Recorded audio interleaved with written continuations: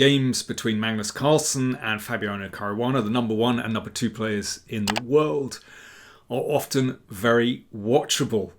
There's great respect between them, but neither player backs down. They're not afraid of complexity, and yeah, they often produce some really great games. And their match in the Champions Chess Tour final was very tight indeed, with Carlsen just edging it. I'd like to look at one of those games.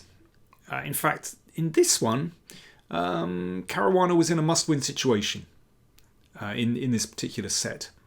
Game, I think, is really instructive. Once again, it's a gioco piano, and it features a pawn advance on the Kingside. That's a theme that we've been discussing in games on this channel over the past few months. So Caruana playing white. Regular so far, bishop c5, and bishop g5 from Caruana. There are many ways to play this. We've seen, for example, castles and c3 and all kinds of stuff. But this early bishop development to g5 is something that we've seen Carlsen playing in the Spanish. But of course it's very similar here. But there's a slight difference in this position and ones that we've seen where Carlsen plays in the Spanish. So the difference is that the pawn is still standing on d7 and not on d6, and that gives black a possibility. So h6, of course, white doesn't exchange. That makes life very easy for black. Mistake. Bishop h4, and we want to tempt black into playing g5. But Carlsen wasn't born yesterday and knows exactly what white intends. And the problems with g5, problem is you weaken the f5 square. So how does Carlsen deal with this pin? He plays bishop e7, and that breaks the pin. So you can see that's the difference between having the pawn on d7, d6. This bishop can drop back, and then you can argue that the bishop is perhaps misplaced on h4. Bishop g3 from Caruana, attacking this one, which is defended, and a4, so the traditional gain of space on the queen side. Now, in this kind of position, we've seen this move, knight h5, played a lot in order to exchange off that bishop or come in sometimes to the f4 square. So it's always worth looking at. Let's have a look. Is it any good here? No. Watch out for this tactic, a very familiar theme. Knight takes, and actually everything works out fine for white. Basically this is just winning a pawn. You have to watch out for this. Knight g3, you've got a little Zwischenzug, an exchange on c6, attacks the queen, and white ends up a pawn up. Okay, back we go. Knight h5, no good. Carlsen castles, you try saying that quickly. a5, gaining more space. And bishop e6. Caruana, rather, has actually played this position before. And his opponent, Jeffrey Seong, played a6. But bishop e6 immediately from Carlsen, exchanging off this powerful bishop. Now, you could play knight d2 here. But Caruana wants to exchange. It's interesting. So that creates some imbalance in the position. Semi-open f-file for black. Black might be able to make use of that, but white can argue that maybe in the long term, this has perhaps damaged black's structure a little bit, but not significant at the moment. c3, making room for the queen to come to b3, among other things. I mean, c3 a very useful move anyway. Perhaps later on you want to advance like this, or maybe with d4. b5 from Carlsen. There's an interesting one. If white exchanges, then that kind of resolves the situation for black on the queen side. Instead, queen b3, so that was the intention. Attacking two pawns. And just queen d7, defending the pawn here. If queen takes b5, rook b8, black takes here, black's fine. So castles from Caruana, a6, securing the pawn on b5, knight d2, and now Carlsen starts some initiative on the kingside. Seems like this exchange has been to the benefit of black, because black is able to use the semi-open file here, but it's not so clear, as we're going to find out. Rook d1. A safe move for black here is just to play knight f4. Now, I don't think white can live for very long with that knight on f4, so probably that will be exchanged off. I think this is quite a reasonable way for white to play. I mean, I guess you can advance in the centre. You could also play d4 immediately and then maybe exchange after. You know, something like this, and then exchange here and take on d4. That's possible. In any case, I think knight f4 is a very legitimate option for black. But Carlsen is really going for it here. He played g5. And it's very tempting.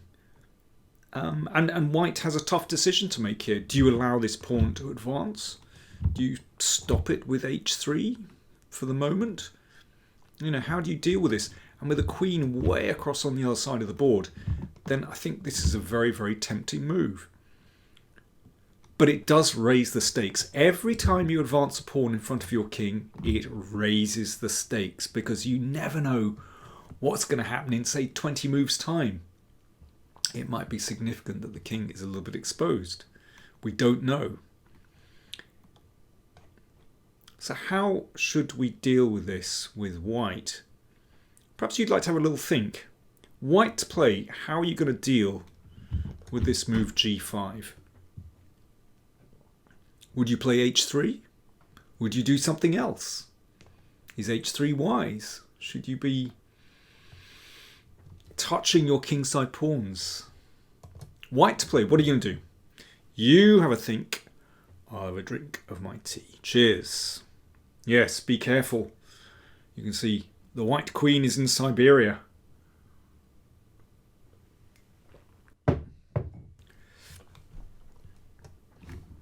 There she is.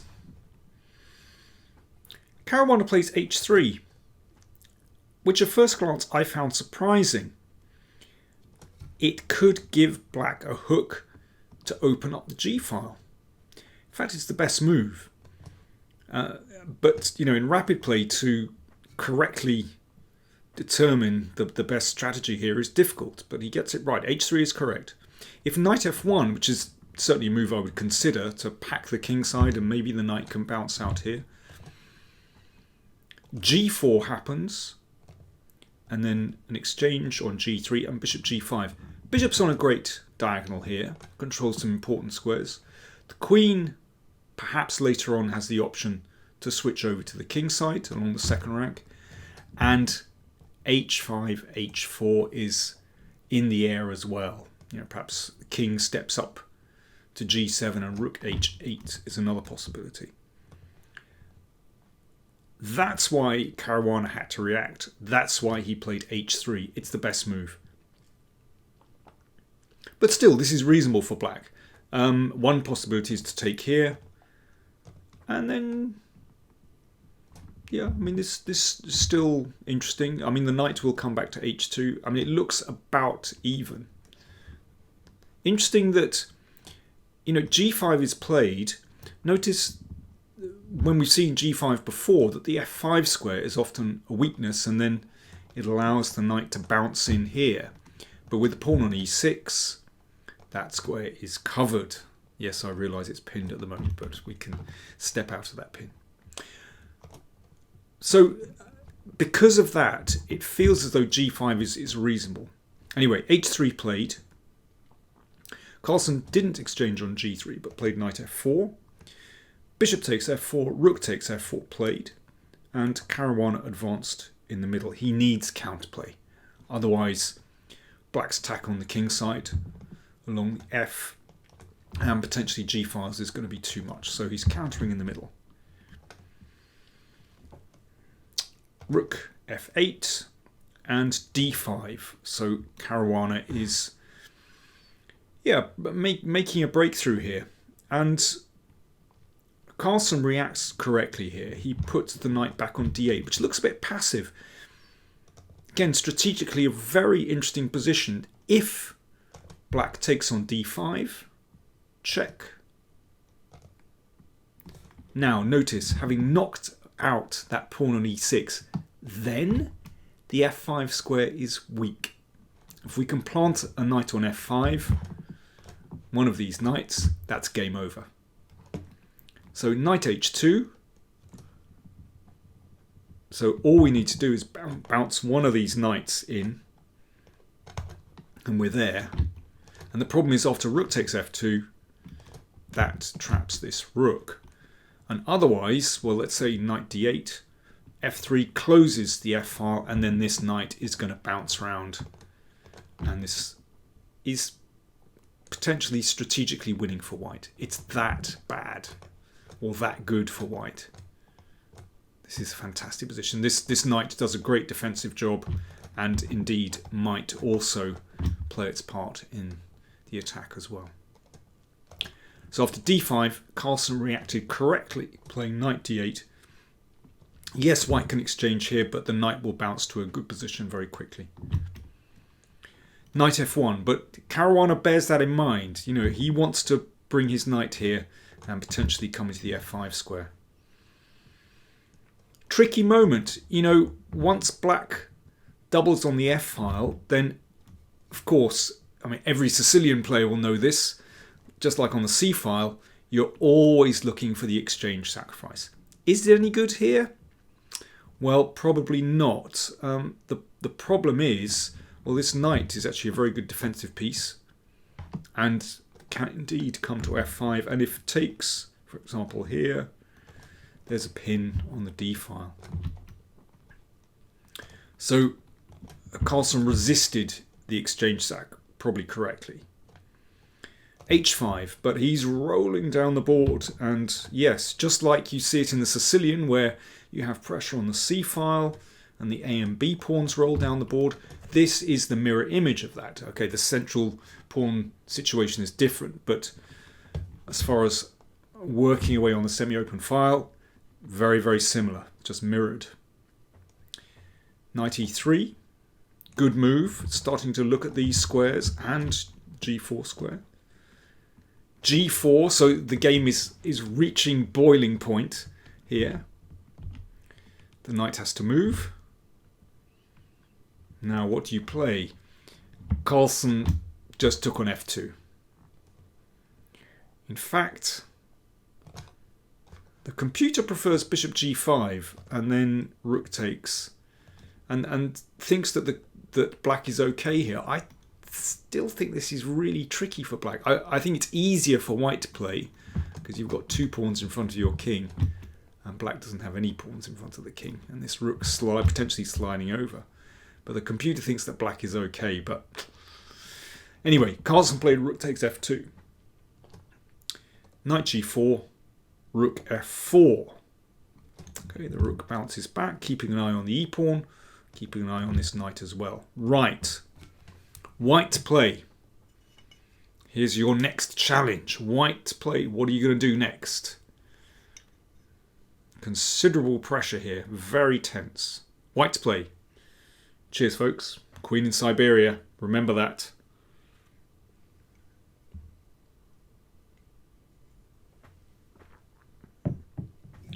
Well, this queen is actually the key to the position. It's not very well placed at the moment. But you can bring the queen into the attack. Yes, an attack. Whose king is attacked? Let's have a look. c4. Hopefully you spotted that one. Great move. Now there's a threat to take on b5, and then the a-pawn's an express, so that gets taken. And queen g3, this is the idea. And just for a moment, conditions are perfect for white. If this queen could magically come over and match white's queen, then black would be fine. But it's just not possible to do that. You can't move the bishop anywhere sensible. There's a discovered check threatened. If bishop g5, this simply wins a piece. Game over. So after queen g3, black is in trouble. King h7 played, stepping away from the check. But the king has no pawn cover. Just compare the two kings. There's still a pawn in front of white's king. That makes a big difference. No cover for black's king. I mean, there are also these knights as well. But essentially that pawn makes the massive difference. And this is the problem when you advance pawns in front of your king. It raises the stakes, and it's gone horribly wrong. Let's see what happened. Queen h3, check. King g8, and here we go. It's time for a swinging rook. Rook a3. We saw it in the Niemann Gukesh game, where Niemann played rook a4 across to g4. Or in fact, across to h4 it went. And it's exactly the same. Caruana has gained space with the a-pawn, and the rook flies across the third rank, and this is absolutely deadly. Rook g3. So who's got the safer king here? Look at these pieces packing the kingside. White's king perfectly safe, and black's king in massive trouble. Queen g7 played. I mean, there really isn't anything better. This knight even joins the attack, threatening the bishop here. Rook takes. Okay, absolutely desperate, sacking the exchange. It doesn't help. It only strengthens white's position. The king makes a desperate run, but it's too late. Rook c1, very nice. Bishop takes rook, rook takes queen. There's a pin. Queen g4, attacking the bishop, which is defended. And rook c4. So the breakthrough, curiously enough, comes on the other side of the board with this rook. There's no good defense. Well, the combination of these moves. King d8 played, and d takes e6. End of the game. Carlsen resigned. Why did he resign? Well, he's the exchange down. This knight is threatened, and if it moves, then queen g5, and that's a whole rook advantage for white. Definitely time for Magnus Carlsen to resign. Superb game from Fabiano Caruana. You know, he kept his nerve when this pawn move g5 was thrown down the board. As I said, it raises the stakes. This is the problem. Even though it's actually objectively a correct move, the computer thinks this is a reasonable way for black to play. But if things go wrong, then you suffer. Of course, Carlsen understands that very well. He is well versed in playing against this kind of move. But yeah, he suffered in this game. But I thought this is very interesting, advancing the pawn to d5 to weaken the f5 square. Strategically, this made it much more hazardous for black, because there was always the potential for this knight to hop round into f5 at this point. Great stuff, really interesting. As I said, Carlsen actually ended up edging this match, but it was always fascinating to see these players play. Thanks for watching.